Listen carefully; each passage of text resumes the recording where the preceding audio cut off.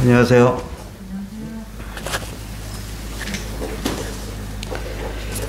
사도행전 3장 1절에서 10절입니다.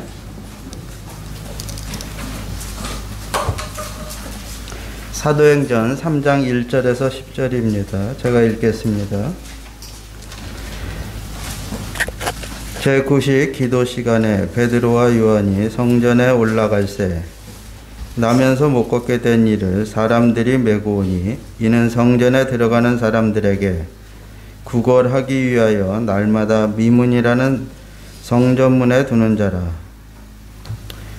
그가 베드로와 요한이 성전에 들어가려 함을 보고 구걸하거늘 베드로가 요한과 더불어 주목하여 이르되 우리를 보라 하니 그가 그들에게서 무엇을 얻을까 하여 바라보거늘 베드로가 이르되 은과 금은 내게 없거니와 내게 있는 이것을 내게 주노니 나사렛 예수 그리스도의 이름으로 일어나 걸으라 하고 오른손을 잡아 일으키니 발과 발목이 곧 힘을 얻고 뛰어서서 걸으며 그들과 함께 성전으로 들어가면서 걷기도 하고 뛰기도 하며 하나님을 찬송하니 모든 백성이 그 걷는 것과 하나님을 찬송함을 보고 그가 본래 성전 미문에 앉아 구걸하던 사람인 줄 알고 그에게 일어난 일로 인하여 심히 놀랍게 여기며 놀라니라.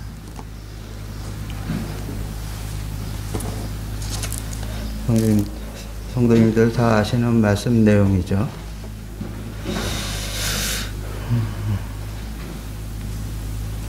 이 말씀을 통해 주님이 무엇인가를 알려주시는 것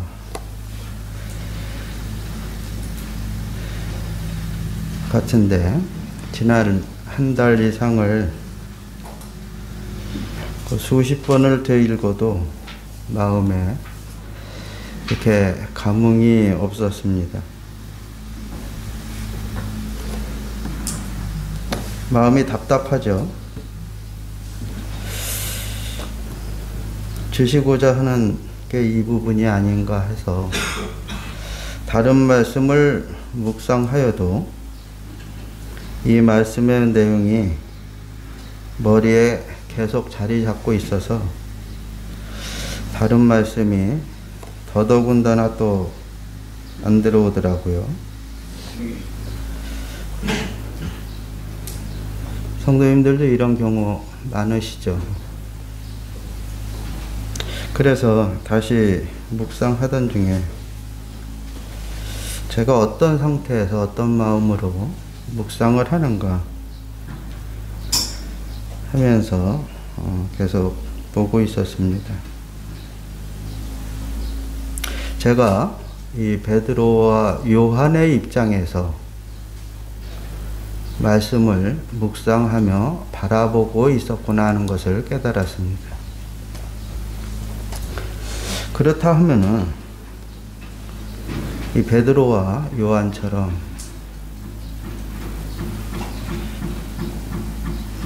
남을 주고 일으켜 세울 만한 그 무엇이 있어야 되는데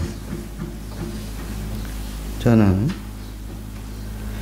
이렇게 사도들과 같이 누군가를 일으켜 세울 만한 그 자신감이 없는 것을 느꼈습니다.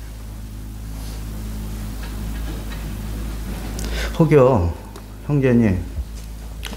형제님이 그 자리에 있는 것만 해도 힘이 돼요 하고 이렇게 위로의 말씀을 주시고자 하는 성도님들도 있으실지는 모르겠지만 중요한 것은 제가 그러한 위로의 말씀을 들어도 제 마음에 감흥이 없고 그다지 설레지 않다는 것이죠.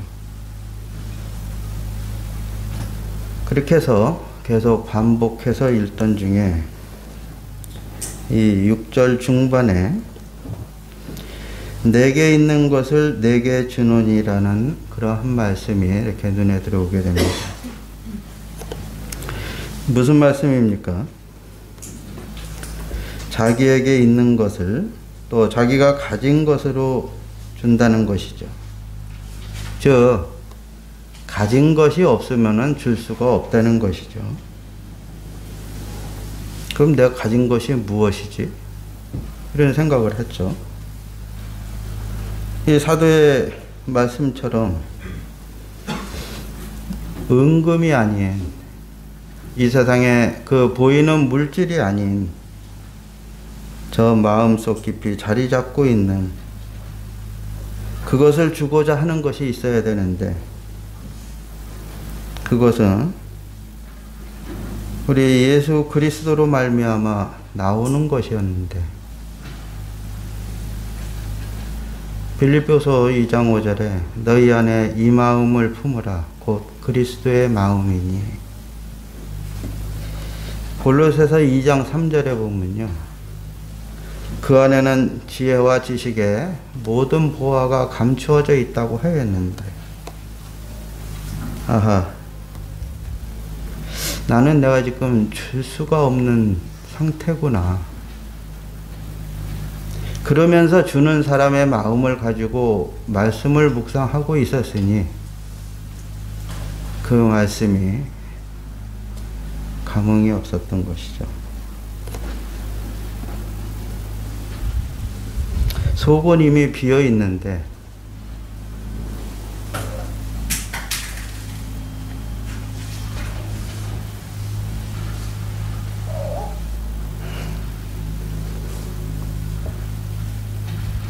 내 안에 지금 공허함만이 있고, 또 한편으로는 다른 생각들이 자리 잡고 있는데, 줄 것이 없는 자가 무엇을 나눠줄까 하고 생각하고 읽고 있으니 이 말씀이 마음속에 들어올 리가 없었던 것이죠. 오히려 이 성전 미문에 이 나면서 못 걷는 자처럼 누군가의 도움을 구해야 된다는 사실을 알게 된 것이죠. 그래서 4절에 보면요, 끝에 우리를 보라, 이 말씀이 저한테 하는 말씀으로 들리는 것이죠. 다른 사람이 아닌 지금 나한테 필요한 것은 우리 주님이구나. 이것을 깨닫게 되는 것입니다. 이 성경과 성경의 말씀과 이 강단에서 전해지는 이 하나님의 말씀이 정작 나에게 하시는 말씀인데,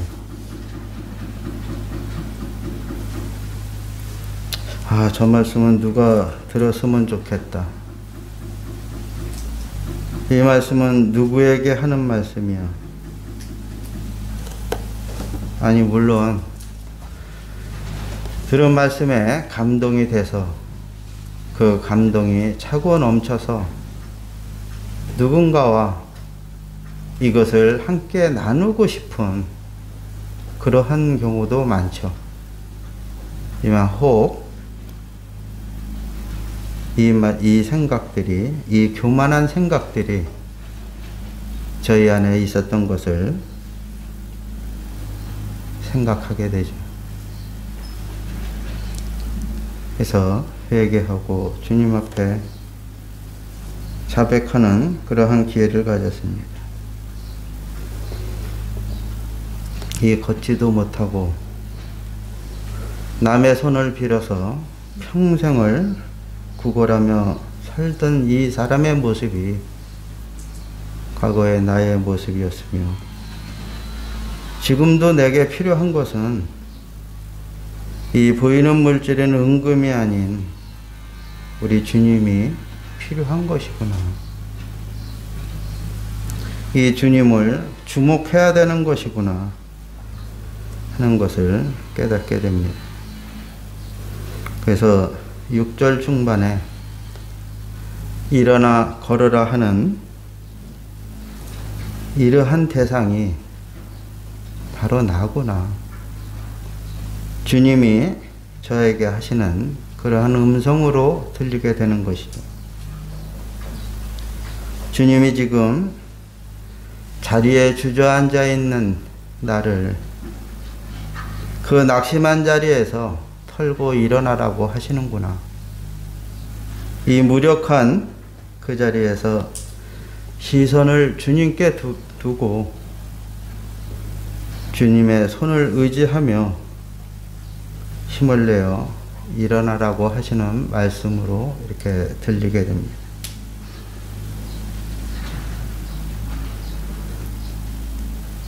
그러면서 되돌아보게 되죠.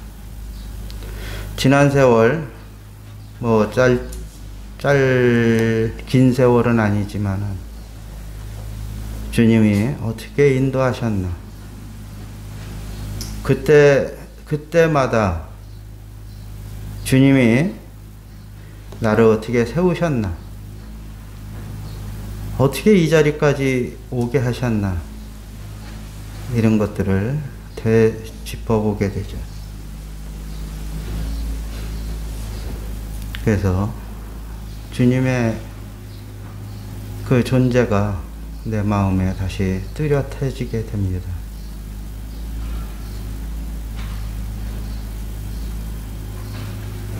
무슨 말인가요? 제가 지금 주님을 놓치고 있었다는 것이죠. 그래서 주님을 바라보고 의지하며 일어섰을 때 이 8절에 있는 말씀처럼 뛰어서서 걸으며 그들과 함께 성전으로 들어가면서 걷기도 하고 뛰기도 하며 하나님을 찬송하게 되는 것이지요. 얼마나 감사한지요. 이것을 주시려고 주님이 한 달 넘게 내내 이 말씀을 참 각인시켜 주셨구나 하는 것을 깨닫게 됩니다. 시편 119편 50절에요. 이 말씀은 나의 고난 중의 위로라. 주의 말씀이 나를 살리셨기 때문입니다. 시편 107편 20절에는요. 그가 그의 말씀을 보내어 그들을 고치시고 위험한 지경에서 건지시는 듯다. 시편 105편 19절에 곧 여호와의 말씀이 응할 때까지라 그의 말씀이 그를 단련하였도다. 이런 말씀들이 새록새록 다시금 깨달아지는 것이죠. 그래서 우리가 날마다 성경을 상고해야 된다는 것을 더욱 깨닫게 됩니다. 사도 바울이요, 고린도전서 15장 31절에 자랑을 하죠. 무엇을 자랑을 할까요? 나는 날마다 죽노라. 형제들아, 내가 그리스도 예수 우리 주 안에서 가진 바 너희에 대한 나의 자랑을 두고 단언하노니 나는 날마다 죽노라. 나의 자아를 죽이고 사도와 같이 내 안에 그리스도 예수님, 우리 주님으로 가득 차 있을 때 비로소 내가 다른 사람들에게 나눠줄 수 있는 이러한 상태가 된다는 것을 깨닫게 됩니다. 그래서 주님이 이렇게 말씀하셨습니다. 요한복음 7장 37절입니다.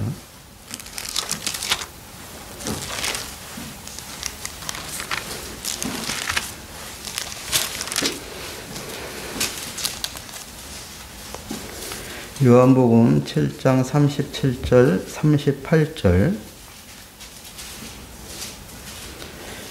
명절 끝날 곧 큰 날에 예수께서 서서 외쳐 이르시되 누구든지 목마르거든 내게로 와서 마시라. 나를 믿는 자는 성경에 이름과 같이 그 배에서 생수의 강이 흘러나오리라 하시니. 우리를 보라.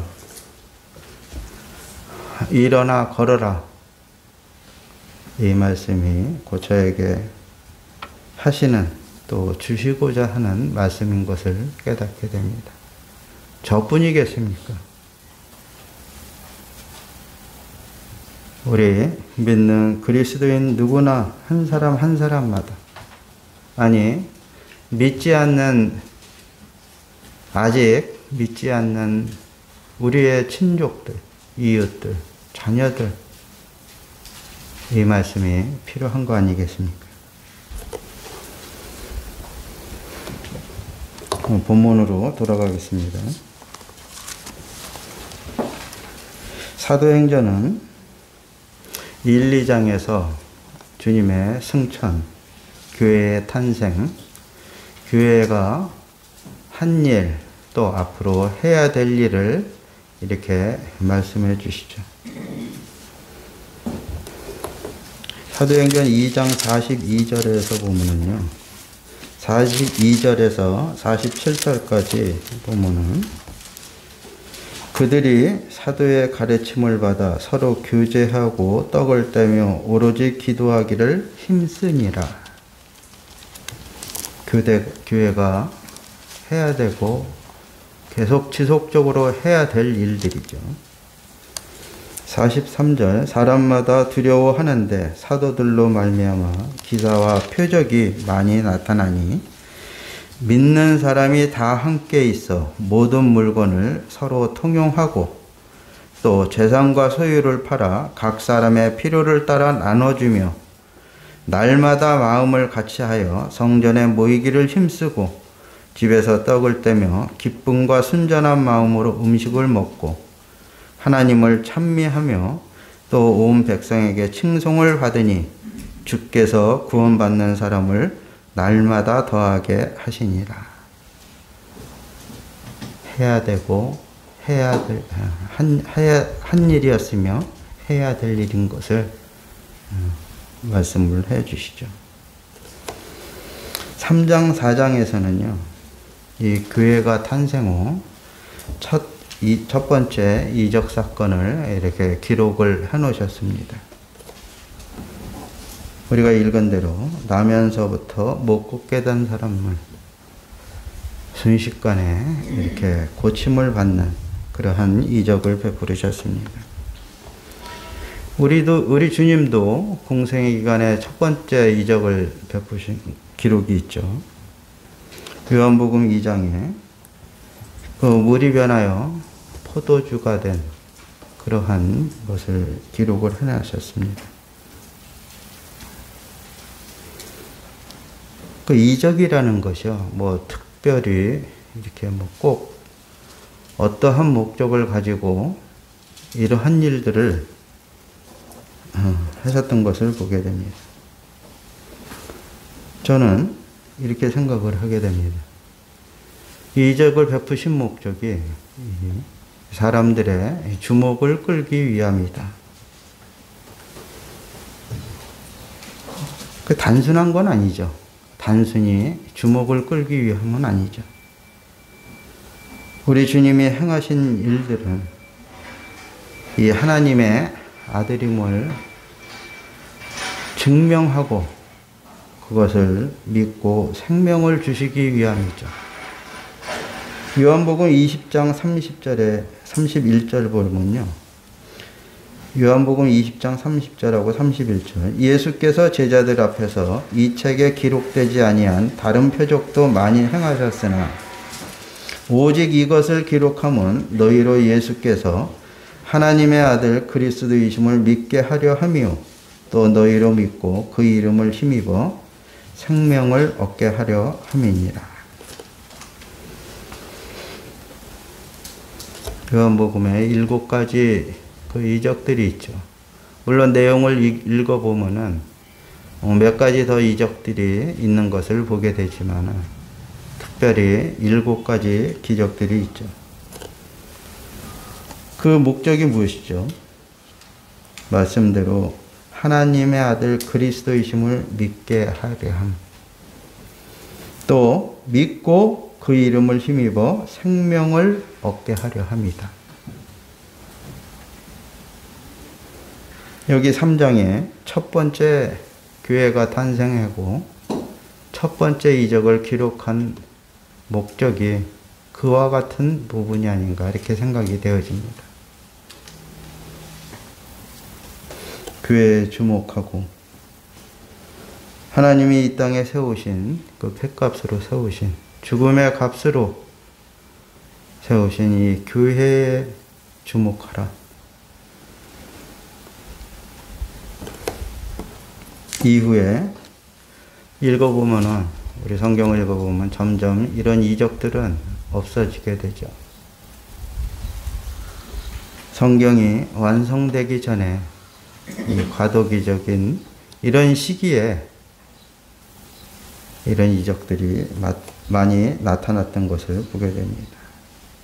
물론 주님은 지금도 이것보다 더한 이적들을 행하셔서 사람들의 그 이목을 집중시킬 수 있으시나 완성된 성경의 그 약속의 말씀을 믿고 자신 앞으로 나오기를 원하시는 것이죠. 우리 누가복음 16장 보면은요.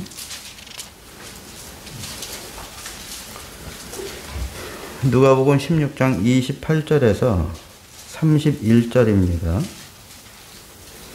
뭐 다 아시는 대로 거지 나사로와 부자 이야기입니다. 이들이 죽었습니다. 죽어서 거지 나사로는 그 아브라함 품에 들어가고 부자는 음부에서 그 불 가운데서 고통하면서 하소연을 하는 내용입니다. 이 사람이 그 고통 중에서 갑자기 이 세상에 있는 자기 형제들을 생각을 하게 됩니다. 그래서 간구하는 내용이죠. 내 형제 5이 있으니 그들에게 증언하게 하여 그들로 이 고통을 받는 곳에 오지 않게 하소서. 아브라함이 이르되 그들에게 모세와 선지자들이 있으니 그들에게 들을지니라. 이르되 그렇지 아니하니이다. 아버지 아브라함이요 만일 죽은 자에게서 그들에게 가는 자가 있으면 회개하리이다. 이르되 모세와 선지자들에게 듣지 아니하면 비록 죽은 자 가운데서 살아나는 자가 있을지라도 권함을 받지 아니하리라 하였다 하시니라.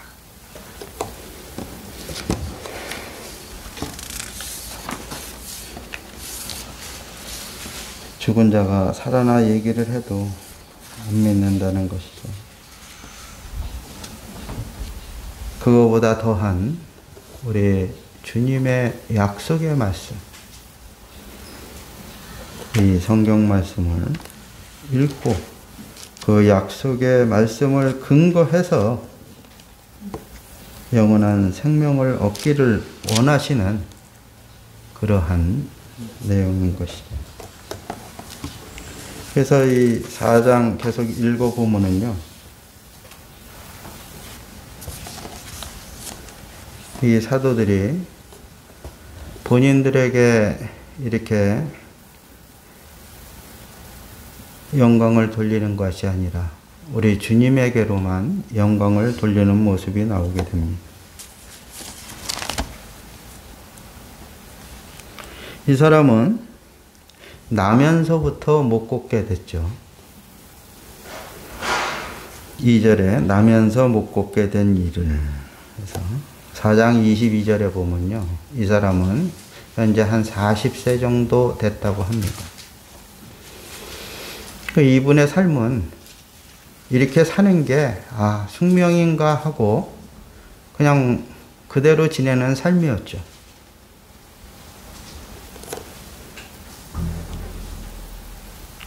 우리가 다 아는 대로 이 상태는 죄인을 상징하죠. 시편 51절 5절에 내가 죄악 중에서 출생하였으며 어머니가 죄 중에서 나를 잉태하였나이다. 로마서 3장 23절에 모든 사람이 죄를 범하였으며 하나님의 영광에 이르지 못하더니, 하나님의 영광에 이르지 못하면 어떻게 되는 것이죠? 그건 지옥이죠.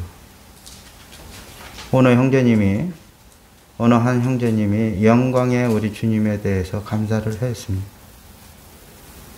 영광에 이르지 못한 이것들을 위해서 우리 주님, 그 영광의 주님께서 이 땅 가운데 오셔서 그 영광의 빛을 비춰주셔서 그분으로 말미암아 우리가 그 영광 가운데 들어가게 되는 것이죠. 얼마나 감사한가요? 로마서 6장 23절에 죄의 싹은 사망이요. 히브리서 9장 22절에 피 흘림이 없은즉 사함이 없다고. 그냥 아까 말씀드린 대로 이렇게 살다가 이 땅의 삶이 그냥 다인 양 그렇게 살다가 갈 수밖에 없는 이러한 상태입니다. 지금. 이 사람의 처지는 누군가의 도움 없이는 절대 살아갈 수가 없는 상태죠. 날마다 구걸하면서 살아가는 이 상태, 이 처지, 이것이 누구를 나타나겠습니까? 우리 한번 생각을 해봐야 되겠죠.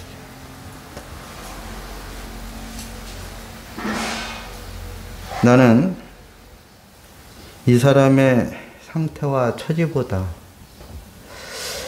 더 나은 게 무엇이 있는가 생각해 볼 필요가 있는 것이죠. 2절의 뒤에 보니까 미문이라 하는 성전문에 두는 자라. 혹시 미문이 어느 문인지 아십니까?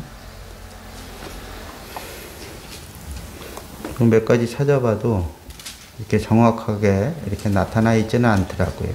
그래서 어느 학자들은 동문이다, 뭐 이런 말씀을 하시고도 있으시더라고요. 근데 좀 이렇게 읽다 보니까 의문이 생겼어요. 예수님 공생의 기간 중에 이 예루살렘에 몇 번 가셨습니다. 예수님 만난 이 병자와 뭐 여러 가지 이 병에 걸린 분들이 다 나음을 받았어요. 근데 이분은 날마다 이 미문 앞에서 구걸을 하는 분이었는데 왜 그 기간 동안 고침을 못 받았지? 이런 의문이 들더라고요. 예수님이 못 보셨나?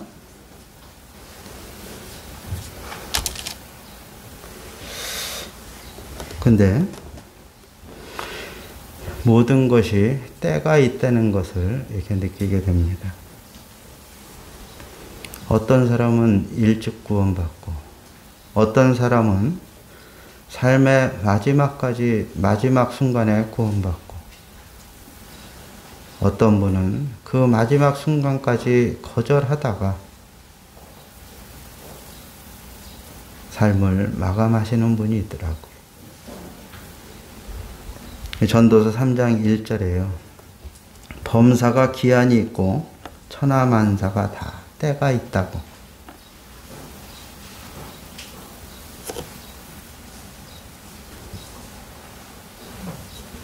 범사가 기한이 있다고 합니다. 이 땅에서 100세 시대라고 하는데 100세까지 건강하게 내 마음대로 살 수 있을 것 같지만은요. 지난번에 60세 이상 60세 이상 어르신들 코로나 백신 예방 접종하세요 라고 하는데 그 상당히 기분이 좀 그렇더라고요. 아니 아직도 팔팔을 할 것 같은데 뭔가를 해볼 것 같은데 60세 이상 어르신들이라는 그런 기분 들으니까 영 안 좋더라고요, 마음.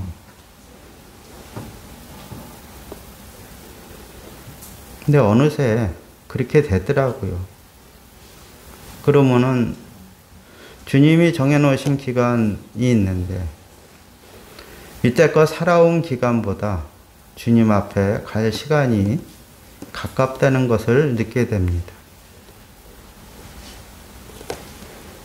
그래서 이 백신을 맞아야 되나 안 맞아야 되나 뭐 여러 가지 미디어의 그런 상황을 보면은 고민이 되죠. 주님 안에서 이렇게 생각을 해보니까 이거 괜찮은 거 아니야? 백신을 2회 접종을 해서 면역력 생기면은 이제 조금 있으면은 외국에 가는 것도 이렇게 좀 풀어져서 먼저 가서 그리운 성도님들 한 번씩 만나볼 수 있는 거 아니야? 아니, 백신 맞아서 그런 저기를 받으면은, 아니, 몇 사람 모이지 못해서 꽤 전해야 될 그러한 말씀도 있는데, 그런 부분에서 오히려 자유로운 거 아니야? 이런 긍정적인 생각이 들어가더라고요. 그래서 그냥 저는 아니 뭐 본사에 기한이 있고 때가 있는데 필요하면은 주님이 걷어가실 것이고 필요하면은 주님이 이 땅에서 사용하시겠지 하면서 그냥 기쁜 마음으로 신청을 했습니다. 빠른 시간으로 예약을 했습니다.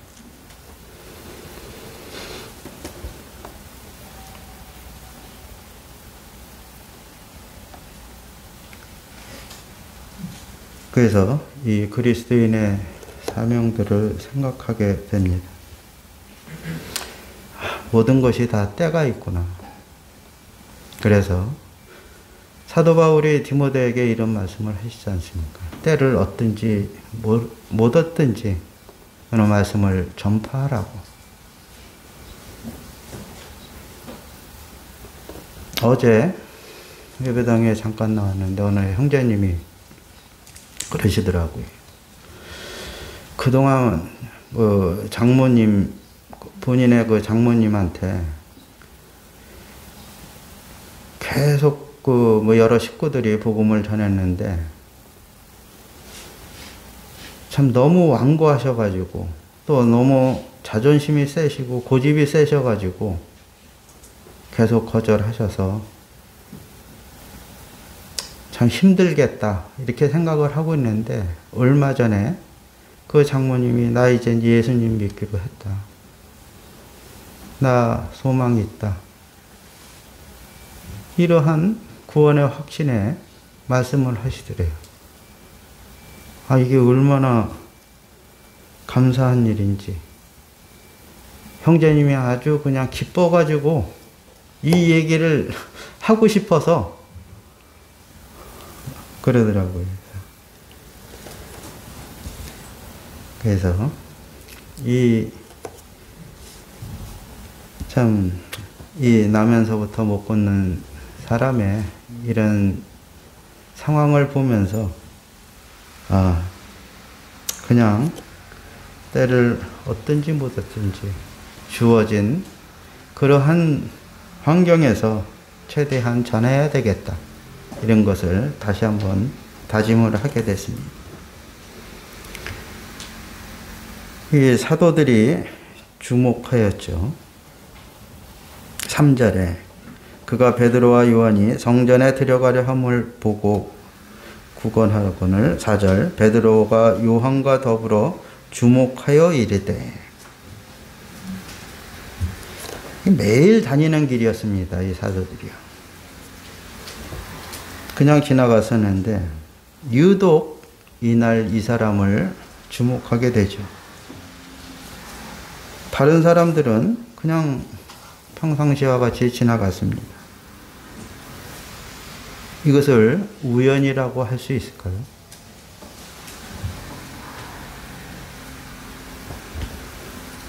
하나님 역사 안에서 우연이라는 것은 있을 수가 없습니다.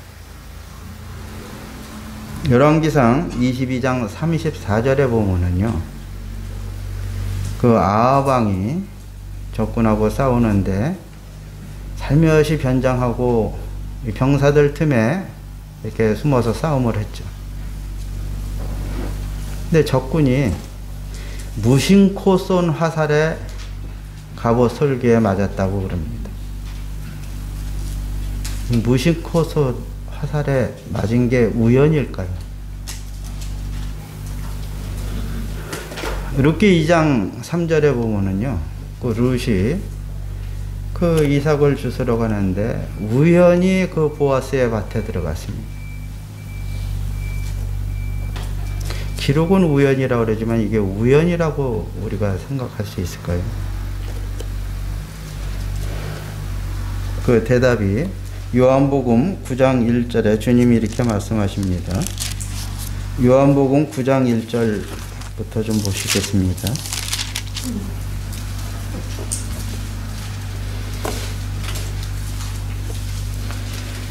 요한복음 9장 1절에서 3절입니다. 예수께서 길을 가실 때 날 때부터 맹인된 사람을 보신지라.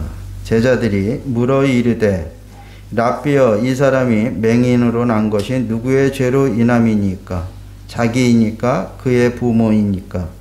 3절 예수께서 대답하시되 이 사람이나 그 부모의 죄로 인한 것이 아니라 그에게서 하나님이 하시는 일을 나타내고자 하심이라.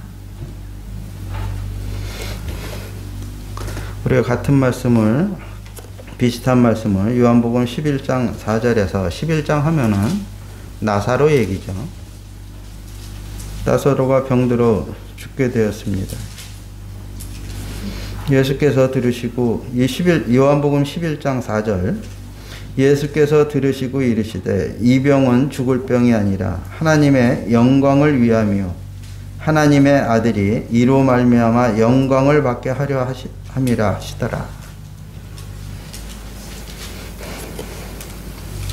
본문으로 다시 돌아옵니다. 이 사람이 40년 동안 당하고 있던 고통을 주님 공생의 기간 동안 그냥 지나가셨던 것이 아니십니다. 주님은 그냥 좌시하지 않으셨던 것입니다. 때가 되어 기회를 통해서 하나님의 영광을 나타내는 그러한 도구가 되도록 사용을 하셨다는 것이죠.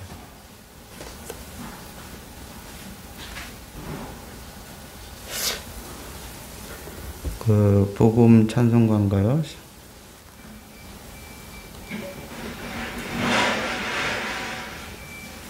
우리는 왜 나만 겪는 고난이라고,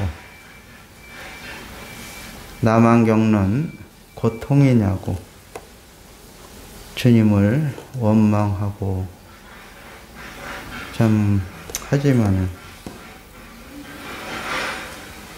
왜 이런 시련을 나만 당하는 거냐고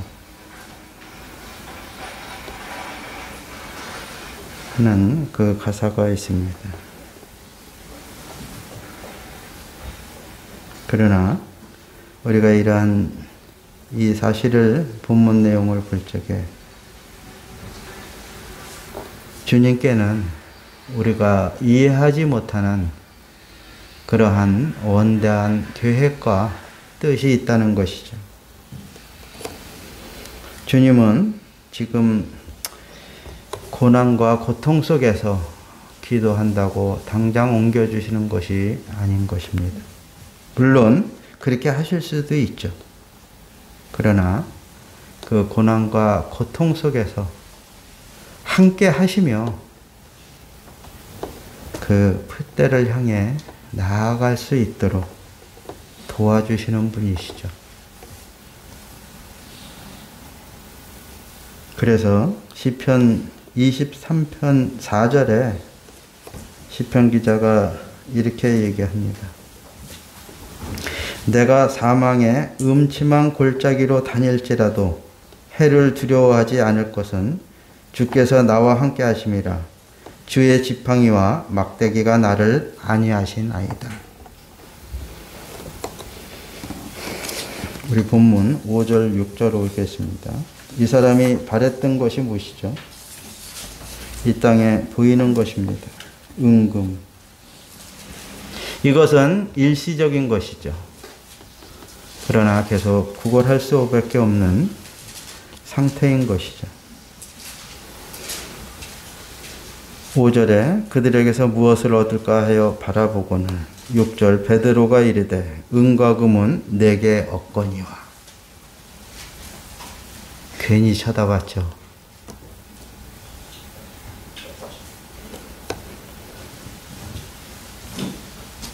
아니 다른 사람 다 지나가는데 이 사람 자기를 보라고 하면서 내가 원하는 것은 은금인데 은과 금이 없다 하니 얼마나 실망하겠습니까?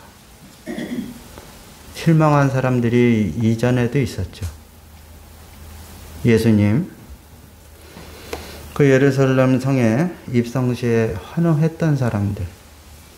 요한복음 12장 12절에서요. 그 이튿날에는 명절에 온 큰 무리가 예수께서 예루살렘으로 오신다는 것을 듣고 종려나무 가지를 가지고 맞으러 나가 외치되 호산나 찬송하리로다 주의 이름으로 오시느니 곧 이스라엘의 왕이시여 하더라. 그러나 이렇게 환호했던 사람들이 자기들이 원하는 것에 미치지 못하니까 어떻게 합니까? 죽음에까지 내어주고 조롱까지 하죠. 요한복음 19장 12절에요. 이러함으로 빌라도가 예수를 놓으려고 힘썼으나 유대인들이 소리질러 이르되 이 사람을 놓으면 가이사의 충신이 아니니이다. 무릇 자기를 왕이라 하는 자는 가이사를 반역하는 것이니이다. 19장 15절 16절에요. 그들이 소리 지르되 없이 하소서 없이 하소서 그를 십자가에 못 박게 하소서. 빌라도가 이르되 내가 너희 왕을 십자가에 못 박으랴? 대제사장들이 대답하되 가이사 외에는 우리에게 왕이 없나이다 하니 이에 예수를 십자가에 못 박도록 그들에게 넘겨주니라. 마가복음 15장 29절에서 32절에 보면요. 이 사람들이 그 십자가에 박힌 그 주님을 바라보면서 머리를 흔들고 조롱하는 모습들이 나오죠.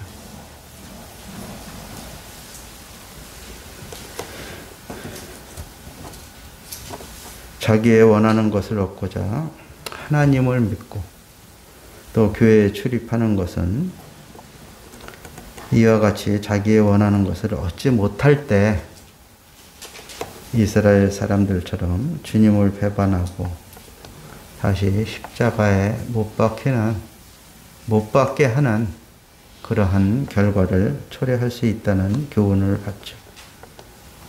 우리도 이와 같지 않기를 바랍니다.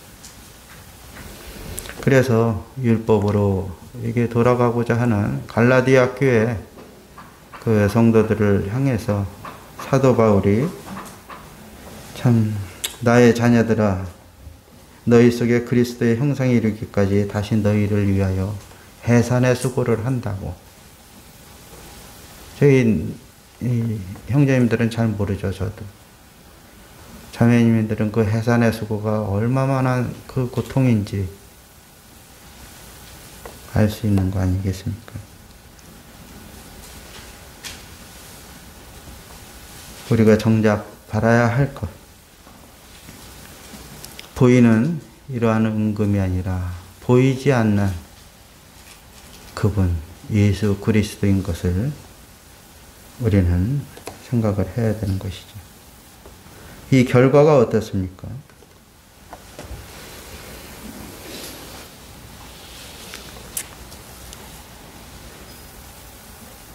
7절 오른손을 잡아 일으키니 발과 발목이 곧 힘을 얻고 8절 뛰어서서 걸으며 이런 것이 의학적으로 이게 가능한 것인가요? 우리가 하나님의 이 섭리는 이해할 수 없는 것이죠.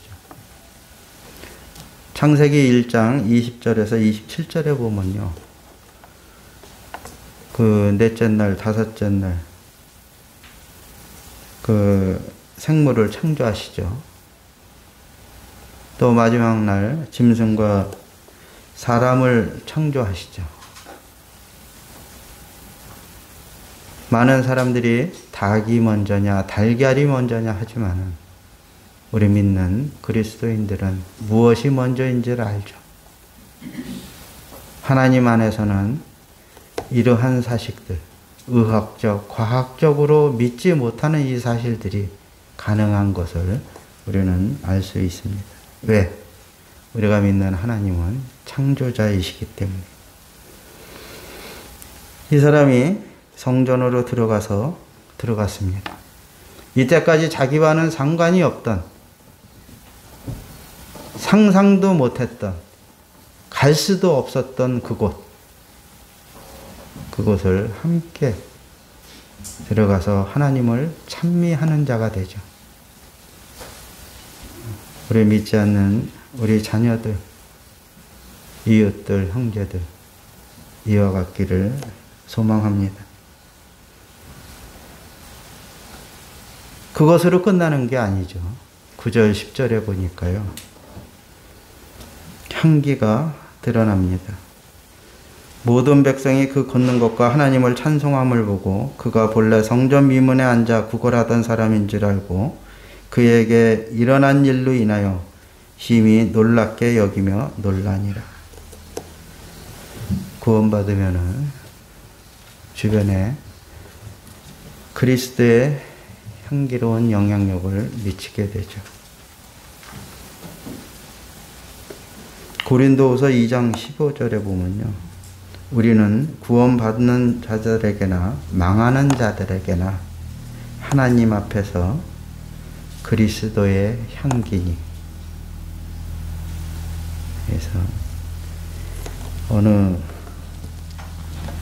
고난의 상황이든 낙심의 상황이든 고통의 상황이든 우리 주님을 의지하고 일어나시고, 또 아직 안 믿는 우리의 친족들, 이웃들, 사랑하는 자녀들은 이와 같이